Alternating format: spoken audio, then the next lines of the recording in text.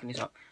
Guys, Deluded Gooner, YouTube's N'Golo Kante, back with another Q&A. Before I start, don't forget to get in the questions with your Q&A for Sunday. Apologies if I've missed you out. It's the weekend, it's Friday, the day we all look forward to, near enough to seeing our teams play. If you're an Arsenal fan at this point, we don't know if we're looking forward to our team play. I mean, of course, we look forward regardless of to seeing our team, Arsenal, play, but then we actually play football. So yeah, moving on, let's get in there with the Q&A. First one, VJ Pyro. Is Arsene Wenger's not biggest mistake not building the squad around Ozil/Alexis when they were in their prime? Was this possibly a missed opportunity? Of course, bro. They told me a dream. You've seen the vid, didn't it? You saw what we could have done if we were serious. Ozil, assist king. Alexis, arguably he's got better since he's been here as well. Alexis, world class. You could have ages ago this centre half, this destroyer that we need in midfield, the striker that we've needed for many years. Elias Lacazette's here, but I'm speaking in context. If these sort of players were here and we was showing a and we patterned up defensively and things like that, and we had a winning mentality from the top to the bottom, yes, it would have been a great opportunity. We've missed an opportunity in that regard. So it was Arsenal's collectively. It's Arsenal's biggest mistake because we're not collectively having of the same mindset to go and win leagues and challenge for trophies. The fans are. The club is a business. It's happy-go-lucky. It burns me to say this. Sorry, guys, man, but they are the facts. And until certain guys leave the club at the helm, strike the shepherd, not the sheep. The rest can't follow. We're not aggressive to sign the creme de la creme players, the world-class players, whatever you deem world-class. We can't get these sort of players, and that's what leaves me a bit nervous when Alexis and Ozil eventually go. In my head, they left in July because I gave you guys numerous videos of these two needed to leave in July. So I've braced myself for that. In my head, they don't play for us anymore. Of course, I'd love them to sign new contracts, but we are where we are, and if you're an Arsenal fan, you're incredibly pessimistic in that regard. Sorry, I need to take some water, but I hope that answers your question, bro. So yeah, next question. Coquelin34. Thoughts on Coquelin's performance today? Obviously speaking in regards to when we played in Europa League. We played alright. Coming back from injury, been out for a month or so. Correct me if I'm wrong, been in full training. But yeah, he done what he did. I saw that crunching tackle he put in, and yeah, man, it is what we is. We need him for the season. I mean, regardless, we know this is what the squad we're running with until January the least. So we need our players fit. Don't know if he starts on Sunday against Everton, fitness-wise and all them things. But yeah, hope that answers your question. Oh. At Lord MVS, do you feel Holding needs more support?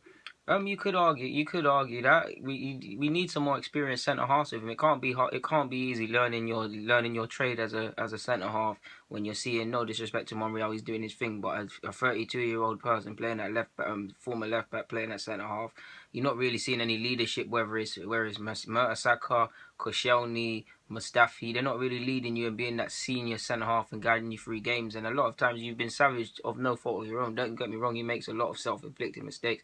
But yes, he does need more guidance and leadership. And I've brought you a lot of videos where I've told you guys he needs to we need to take our time with him. He's going to make mistakes. Even on Thursday, you saw him not tracking his run or things like that. When he gets that ironed out of his game, it's going to be a serious centre-half. If he plays a lot for us, and if he was the second choice centre-half, if I had my way due to what happened in the summer, he'd get called up for England because he'd be playing a lot.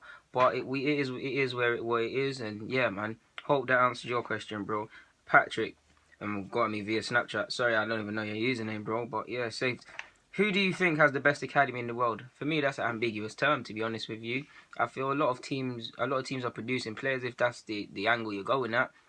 And a lot of teams are recruiting good players to play for their academy. There's a lot. You see Lyon, excellent pipeline coming through. Cannes, excellent pipeline coming through. A couple teams, lower teams in France like Lens, couple sides like that. Ajax, of course. Schalke, of course. There's a lot of teams. Even PSG got a lovely crop of players coming through. If you go and look at their under-17s in the Championship, Gomez, Adli, a bit older, but Nkunku and players like that. I hope I said his name correctly. But players like that. Two clubs I feel in England get underrated. I'm not saying they're the best academies, but they're producing good, players, and they get poached for bigger teams and they don't get any recognition. MK Dons and Birmingham City.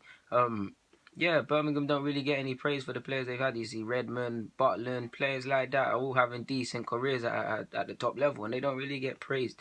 So yeah, that's that. Yeah. Next question. At Jacob Duran, which players in the Premier League would be good at management? That's a hard question. You put me on the spot, man. I don't know. I'd have to actually think about this, and I'd probably say some different ones on the basis that they've done their coaching badges. Jack Wilshere, Michael Carrick, Darren Fletcher, Peter Crouch. I think Wes Morgan would make a decent coach. Maybe Hoof. I don't know anyone in particular, but bound to them that City squad, someone's bound to go into management now purely after seeing what Pep is being under Pep. It always happens. On that regard, company maybe. I don't really think Mertesacker gone into it already. That's cheating. I don't really think anyone from the Arsenal squad, but Wilshere, I don't. It's cheating, but Terry. You could say Monreal on the basis that Spanish people a lot of Spanish players now are going into management. He's played centre half, he's played left back, so you never know. It'll be these players we least expect. I don't know, man. That's a great question. It's cheating, but Terry, like I said already, man. But yeah, maybe Milner on the basis that he's won a lot of things. Intelligent football. I'm trying to look to the intelligent footballers, even though the correlation doesn't always happen to management.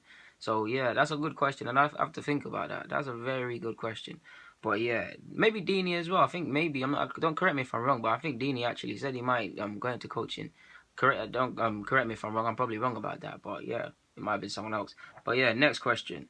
Oh, you got another question. Could Marco Silva join a big club? He's obviously talking about, I assume, the top six. Would they be interested? Surely, personally, if he carries on the way he's going and he replicates for a couple of seasons and obviously progress and he does certain things, I'd be looking at him as a possible candidate to take over Arsenal. I mean, he plays attractive football. Hull ultimately got relegated, but I don't believe he took over. He took over at a time they was already destined for that. Correct me if I'm wrong. My correlation is pretty poor in that regard. They're playing very good offensive football. That's his philosophy. For Watford. They've taken 15, 16 points from a possible 24. I know the league doesn't end in October, but that is a very good, certainly for Watford, no disrespect, including off us as well. They displayed us some very good points. Some very good points for Watford. So if he continues, you never know, man. You never know. So I hope that answers your question, bro. Yeah. At Jadon Sancho, thoughts on Milinkovic Savic? Well, almost messed that up, man. I hope I said that right. I think that's the Lazio guy. I haven't seen a lot of him, but I've spoken with a couple of friends. They like what he's seen. I'm gonna actually, I saw his highlights. I saw the highlights in Europe. I'm gonna try and find the game, a couple games of him. Try and watch him. Try and watch him over the weekend as well. He looks like a decent player, and who knows if he impresses me, I might just make a video about him and gas him. And shout out to you for asking me about that, to be honest. So yeah, I hope that answers your question. At Tariq Amazing, thoughts on Leicester sacking Shakespeare? Again, man, it's just cutthroat Premier League, really. I mean, he's the second guy gone, right? Koeman might join him. You've seen Koeman stressed with all the facial hair. Might join him, but it is cutthroat. It is cutthroat. The Leicester chairmen and stuff, I don't know what they want. I don't know if they want to win the league every time and things like that. And if they do, they own the club. They are welcome to do that. But we all know they have to go about it in a different way with different players. And it doesn't look like they're trying to correlate. They think these same players can do the same thing. It was a fairy tale. It's never going to happen again. He probably wasn't the man to take them forward. I do not know who they're going to replace him with in that regard. That's a good roulette. I mean, I've seen everybody linked. I actually don't know. I don't know because the managers I look at, they already got clubs. Apparently, people are saying Harry Redknapp. So who knows, man? I don't think that should be a case. I actually don't know who I'd shout to take them over, man. I mean, I would be trying to get a Pulis or something based on the fact that some sort of stability if I was them, but I don't know. Maybe Sean Dyche or something for them, but I don't know. I'd have to pray it a bit more. Good question, to be honest. Yeah. Oh, you got another question. How/why did England let Jadon Sancho leave the England World Cup squad like that? I don't think they They didn't let him leave before the tournament. I believe Dortmund had some agreement. He would actually come back after the group games, and then I think obviously England tried to persuade them to let him stay, and they said no. And obviously it's their player. They paid $8 million for him, putting a big trust in him, and he's one for the future. And I mean, it's his first season, so they want him to get to grips. They're more than entitled to recall him, I guess.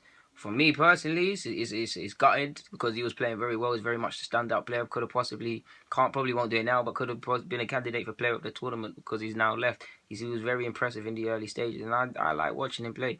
But like I said, they own the player. Well, his contractual rights at the moment, so they can do what they want.